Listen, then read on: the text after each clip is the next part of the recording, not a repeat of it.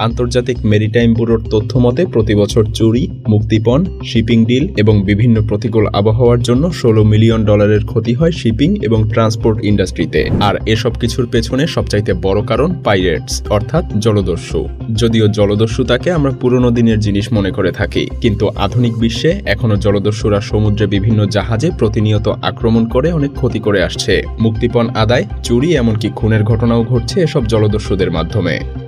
বর্তমান যুগে এসব জলদস্যুরা এতটাই সাহসী যে তারা নৌবাহিনীর জাহাজে এমনকি হেলিকপ্টারে গুলি করতেও দ্বিতীয়বার ভাবে না। তাই নিজেদের নিরাপত্তার জন্য এসব কন্টেইনার বহনকারী জাহাজ নানা ধরনের পদ্ধতি অবলম্বন করে, যার মধ্যে বেশিরভাগ পদ্ধতি নন লিথাল অর্থাৎ প্রাণনাশক নয় এমন অস্ত্র। আর তাই বর্তমানে জলদস্যুদের থেকে বাঁচতে সবচাইতে বেশি ব্যবহার করা হয় ওয়াটার ক্যানন। এই হাই প্রেশার ওয়াটার ক্যাননগুলো প্রতি মিনিটে 1350 গ্যালন সমুদ্রের পানি নিক্ষেপ করে। ইউনিফায়ার নামক এই ক্যাননগুলো 175 PSI